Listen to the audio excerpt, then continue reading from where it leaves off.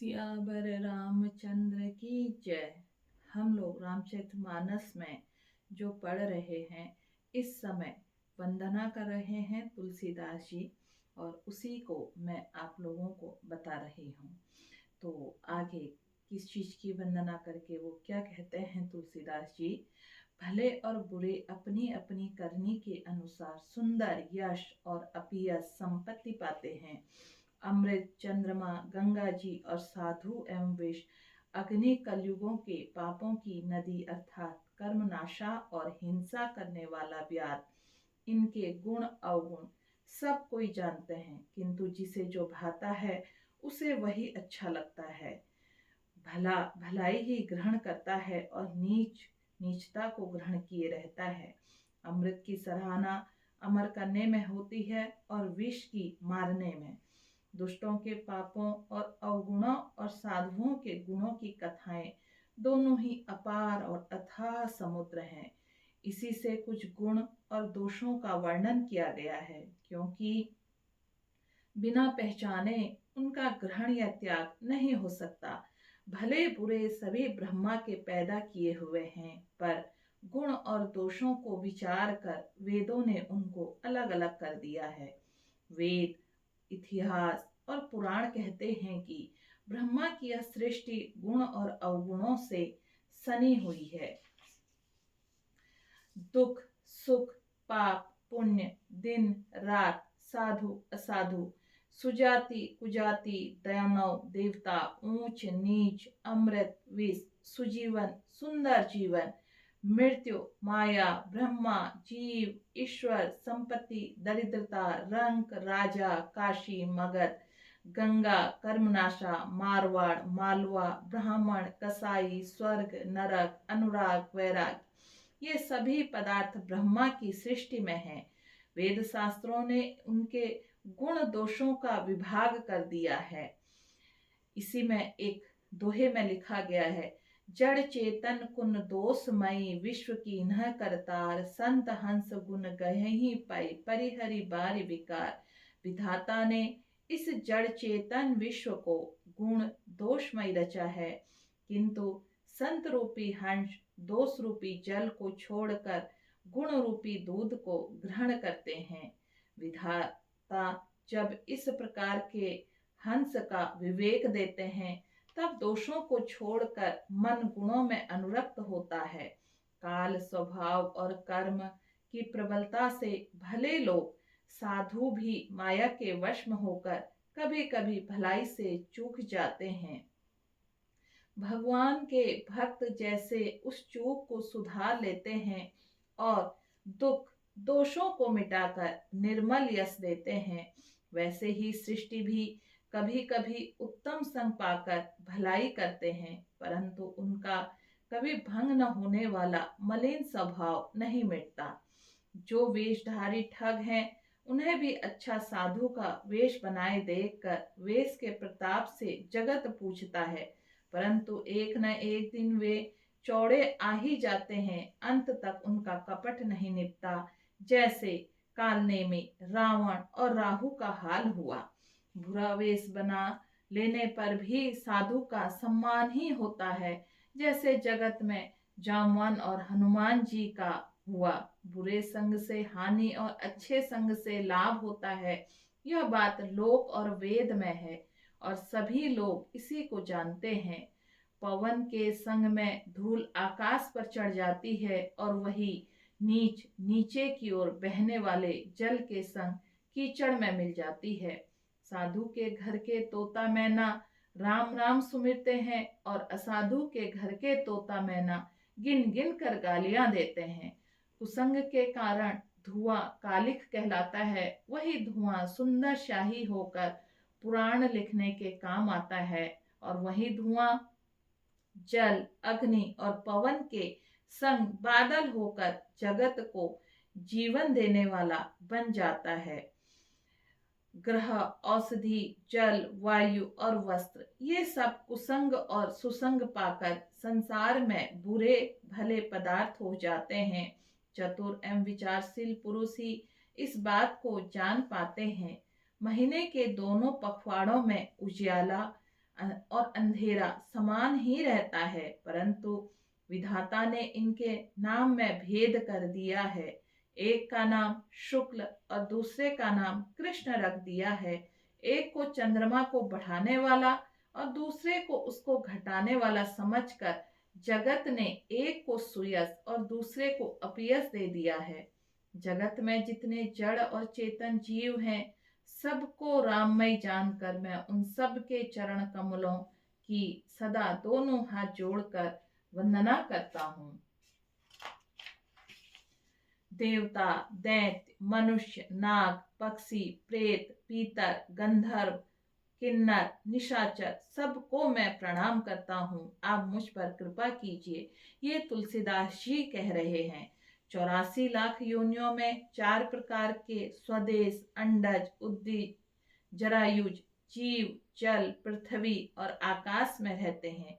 उन सब से भरे हुए इस सारे जगत को श्री सीताराममय जानकर मैं दोनों को हाथ जोड़कर प्रणाम करता हूँ। मुझको अपना दास जानकर कृपा की खान आप सब लोग मिलकर छल छोड़कर कृपा कीजिए। मुझे अपने बुद्धि बल का भरोसा नहीं है, इसीलिए मैं सबसे विनती करता हूँ। मैं श्री रघुनाथ जी के गुणों का वर्णन करना चाहता हूँ, परंतु मेरी बुद्धि छोटी है और श्री राम जी का चरित्र अथाह है। उनके लिए मुझे उपाय का एक भी अंग अर्थात कुछ लेश मात्र भी उपाय नहीं सूझता। मेरे मन और बुद्धि कंगाल है, किंतु मनोरथ राजा है। मेरी बुद्धि तो अत्यंत नीची है और चाह भी बड़ी ऊंची है। चाह तो अमृत पाने की है, पर जगत में जुड़ती छाछ भी नहीं। सज्जन मेरी ढिठाई को क्षमा करेंगे और मेरे बाल वचनों को मन लगाकर प्रेम पूर्वक सुनेंगे। जैसे बालक जब तोतले वचन बोलता है तो उसके माता पिता उन्हें प्रसन्न मन से सुनते हैं, किंतु क्रूर, कुटिल और बुरे विचार वाले लोग जो दूसरों के दोषों को ही भूषण रूप से धारण किए रहते हैं, अर्थात जिन्हें पराये दोष ही प्यारे लगते हैं, वह हंसेंगे। रसीली हो या अत्यंत फीकी, अपनी कविता किसे अच्छी नहीं लगती, किंतु जो दूसरे की रचना को सुनकर हर्षित होते हैं, ऐसे उत्तम पुरुष जगत में बहुत नहीं है। हे भाई, जगत में तालाबों और नदियों के समान मनुष्य ही अधिक हैं, जो जल पाकर ही अपनी बाढ़ से बढ़ते हैं, अर्थात अपनी उन्नति से प्रसन्न होते हैं। समुद्र सा तो कोई एक विरला ही सज्जन होता है, जो चंद्रमा को पूर्ण देखकर दूसरों का उत्कर्ष देखकर उमड़ पड़ता है। मेरा भाग्य छोटा है और इच्छा बहुत बड़ी है, परंतु मुझे एक विश्वास है कि इसे सुनकर सज्जन सभी सुख पावेंगे और दुष्ट हंसी उड़ावेंगे, किंतु दुष्टों के हंसने से मेरा ही हित होगा। मधुर कंठ वाली कोयल को कौवे तो कठोर ही कहा करते हैं, जैसे बगुले हंस को और मेढक पपीहे को हंसते हैं, वैसे ही मलिन मन वाले दुष्ट निर्मल वाणी को हंसते हैं। जो न तो कविता के रसिक हैं और न जिनका रामचंद्र जी के चरणों में प्रेम है, उनके लिए बुद्धि भी यह कविता सुखद हास्य रस का काम देगी। प्रथम तो यह भाषा की रचना है, दूसरे मेरी बुद्धि भोली है, इससे यह हंसने योग्य ही है। हंसने में कोई दोष नहीं है। जिन्हें न तो प्रभु के चरणों में प्रेम है और न ही अच्छी समझ है, उनको यह कथा सुनने में फीकी लगेगी। जिनके श्री हरि भगवान विष्णु और श्रीहर भगवान शिव के चरणों में प्रीति है और जिनकी बुद्धि कुतर्क करने वाली नहीं है, जो श्री हरि हर में भेद की ऊंच या नीच की कल्पना नहीं करते, उन्हें श्री रघुनाथ जी की यह कथा मीठी लगेगी। सज्जन गण इस कथा को अपने जी में श्री राम जी की भक्ति से भूषित जानकर सुंदर वाणी से सराहना करते हुए सुनेंगे। मैं न तो कवि हूँ, न वाक्य रचना में ही कुशल हूँ। मैं तो बस सब कलाओं तथा सब विद्याओं में रहित हूँ। नाना प्रकार के अक्षर, अर्थ और अलंकार, अनेक प्रकार की छंद रचना, भावों और रसों के अपार भेद और कविता के भांति भांति के गुण दोष होते हैं। इसमें काव्य संबंधी एक बात का ज्ञान मुझ में नहीं है, यह मेरे कोरे कागज पर लिखकर शपथ पूर्वक सत्य सत्य ही कहता हूँ।